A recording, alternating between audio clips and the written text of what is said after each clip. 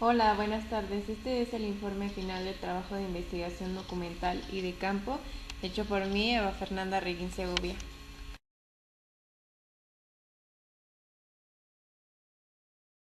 El trabajo que elegí fue el impacto ambiental y social para los habitantes de la población de Morelia, Michoacán, sobre el proyecto 2017 Ramal Caminina, libramiento sur de la ciudad que conecta con la Loma de Santa María, exponiendo los principales argumentos legales y ambientales que sustentan las violaciones que con esta construcción se violentan.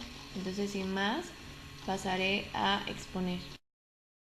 El objetivo general del proyecto fue demostrar la importancia de preservar la zona sur de la cuenca del río Chiquito, la flora y fauna de la Loma de Santa María de Guido. Las fotos fueron tomadas de la zona en la práctica de campo. El objetivo específico es realizar una investigación documental de campo aplicada, explicativa, cualitativa en un estudio etnográfico sincrónico, exponiendo las normas que protegen la flora y fauna de la cuenca del río Chiquito localizados en la zona sur de la ciudad de Morelia, como se acaba de mencionar.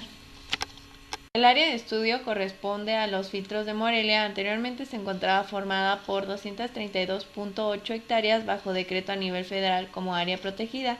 Sin embargo, en el año 2009, por mandato del presidente Leonel Godoy, se estableció como área natural, abriendo paso a la urbanización, reduciéndola a 170.5 hectáreas, traducida en porcentajes a 30% de reducción de la zona.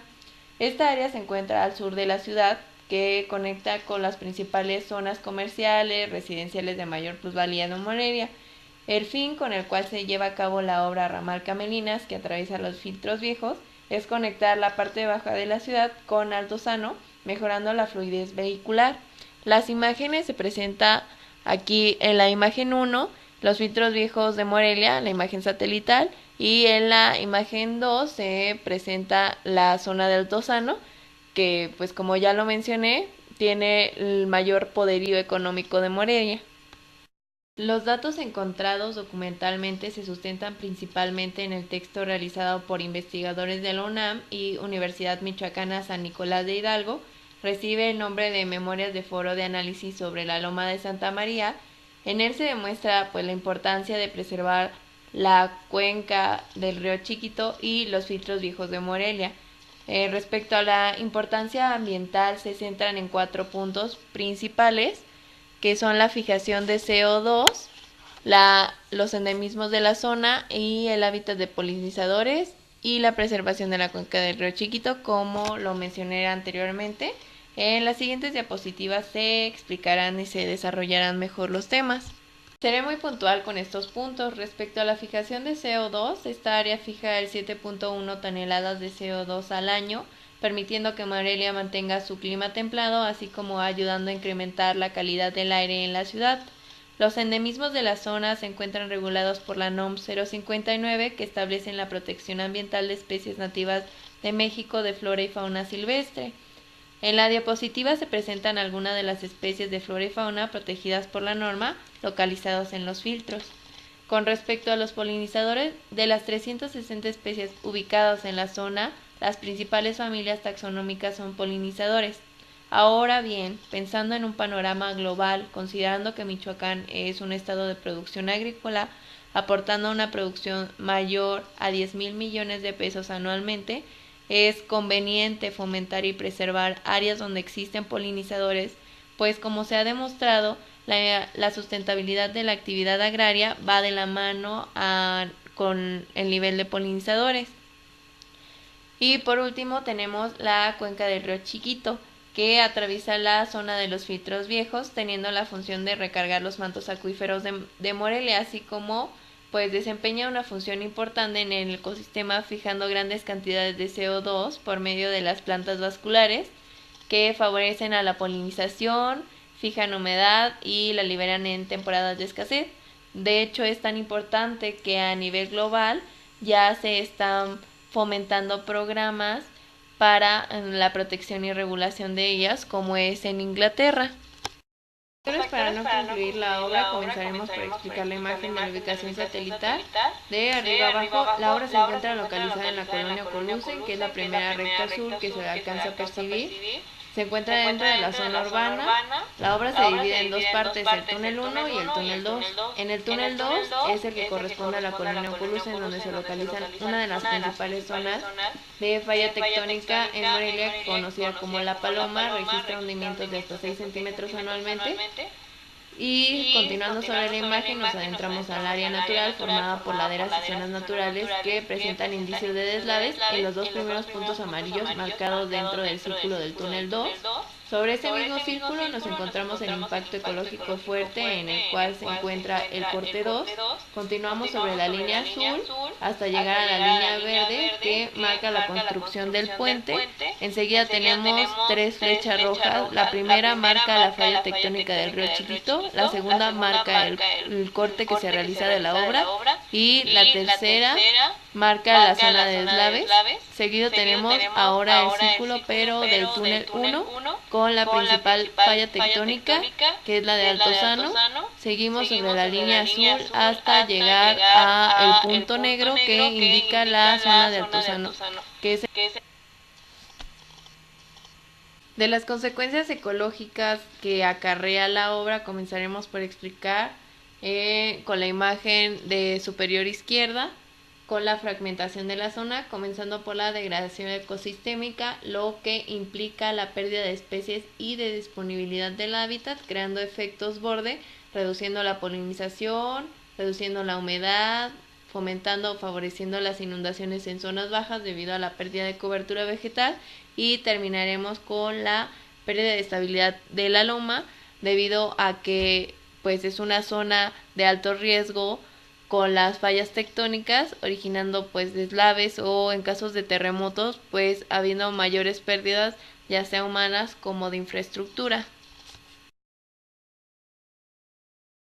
De la fundamentación legal nos basamos en tres cuerpos legislativos, que es la Constitución Política de los Estados Unidos Mexicanos, la Ley General de Asentamientos Urbanos y la Ley General de Equilibrio Ecológico y Protección Ambiental, que en resumidas cuentas establece como la obligación del gobierno velar por los intereses de los ciudadanos, realizando obras que no atenten contra la preservación del medio ambiente, equilibrio ecológico, conservación de valores históricos, culturales, de desarrollo sustentable, así como la atención de riesgos y contingencias ambientales. Y debido a las pruebas presentadas hasta ahora, queda más que demostrado que hay violación de derechos humanos, así como ambientales, en donde el gobierno no favorece o no preserva los derechos que se establecen o se estipulan en los cuerpos legislativos. La investigación de campo respecto a la flora que más pudimos ver fue gran género de frutos rojos, el nopal, plantas vasculares, cedro rojo, pinos, plantas angiospermicas en general. El cedro rojo es la primera imagen que se muestra. La segunda son plantas vasculares y angiospermicas en general. Y la tercera imagen es la entrada de los filtros viejos. Ahí se percibe el río Chiquito de Morelia. Y la última imagen es una pequeña parte del acueducto de Morelia, que históricamente pues tuvo una contribución importante proveyendo de agua desde el inicio de la ciudad. Pero por razones ajenas no pudimos descender para tomar la foto. Estas son imágenes tomadas de la zona y antes de llegar a la zona. También tenemos un video que grabamos antes de llegar a la obra, en donde se percibe pues el ruido de las máquinas y cómo empieza la contaminación sonora.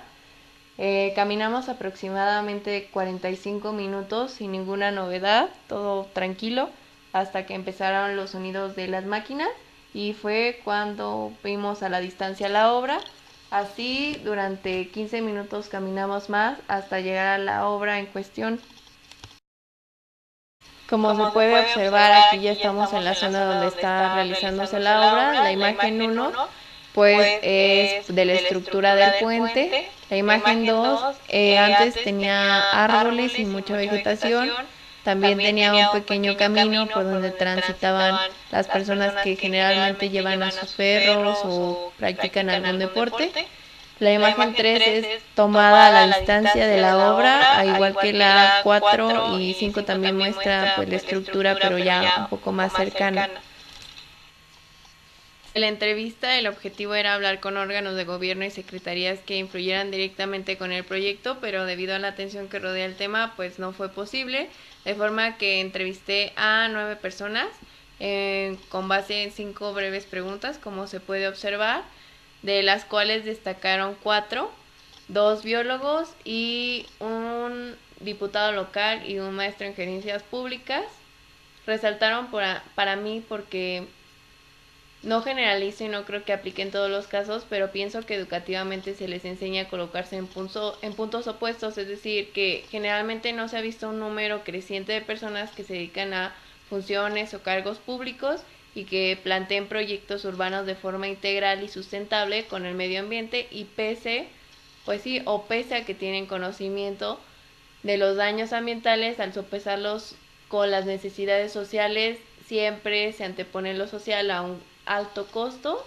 Sin embargo, creo que sería una mejor opción realizar políticas más interdisciplinarias para lograr un mejor resultado y beneficio para la sociedad. En la evidencia de la segunda visita se realizó con el objetivo de conocer la postura de la población respecto a la obra. Se aplicó a 150 personas, de las cuales los resultados variaron. Lo que me pareció importante en esta actividad fue realizar un pequeño experimento planteándome una de las principales preguntas del proyecto, que era saber si la población realmente estaba informada acerca de la obra, y la segunda era conocer los riesgos que esta implica. A lo que la primera pregunta, le pregunté a la población en general si conocía sobre la obra Ramal Camerinas, que conecta con Ocolusen a Altozano, de las cuales 50 personas muy poco, 2 poco, 32 sí la conocían y 66 personas no las conocían. De las personas que sí la conocían, esas 32 personas, se aplicó una segunda pregunta, que era saber si conocían los riesgos. 30 personas respondieron que no, 2 que sí, pero pese a la desinformación o a la mala información, estaban a favor de la obra por resolver el conflicto de la vialidad. Así que esas 30 personas que respondieron que estaban a favor, aún sin tener una información, elegí 5 personas, de las cuales al terminar la encuesta, a la que respondieron que se encontraban a favor de la obra, expuse de forma simple los riesgos que esta acarrea y las afectaciones que genera, y lo único que planteé después una solución para reducir el tráfico. Su postura cambió totalmente al saber pues los pormenores de la obra, lo que me llevó a la conclusión de que quizás esta obra hoy en día no se estaría llevando a cabo si nuestra sociedad no fuera tan indiferente con lo que ocurre en nuestro entorno, y si se preocupara un poco más por informarse y crear un propio criterio. El único fin con el que realicé esta segunda encuesta fue solamente para corroborar que efectivamente el gobierno no estaba cumpliendo con la obligación de informar a la población respecto a la obra en términos generales que se establece en la Ley General de Asentamientos Urbanos, por lo cual apliqué 10 preguntas a la población de forma electrónica, en la cual preguntaba pues cuestiones como si sabían dónde se encontraba la obra, dónde conectaba, si sabían que se iba a cobrar peaje, como algunas cuestiones ya ecológicas como la fijación de CO2, o si sabían que era una zona de derrumbes o si se cimentaba sobre una falla tectónica activa. Preguntas así se hicieron. Al final de la encuesta les pregunté si estaban de acuerdo con la obra. Los resultados pues demostraron que evidentemente la población no está informada, que si le muestras un poco de los negativos de la obra, pues no es como que esté muy conforme, pero también estoy consciente de que por el tiempo no fue una prueba representativa.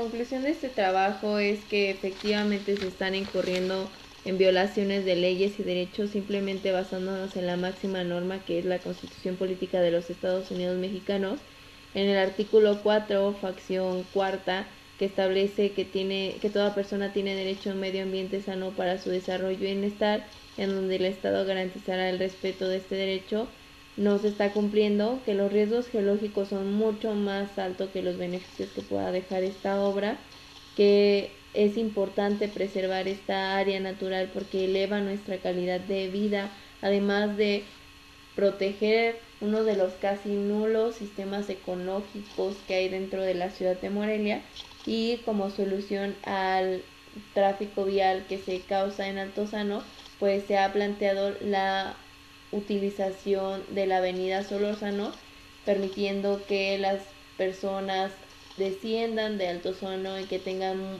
otra opción de vialidad sin tener que arriesgar una zona natural, así como arriesgar su vida al pues transitar por una vía que tiene tantas fallas y que es tan endeble.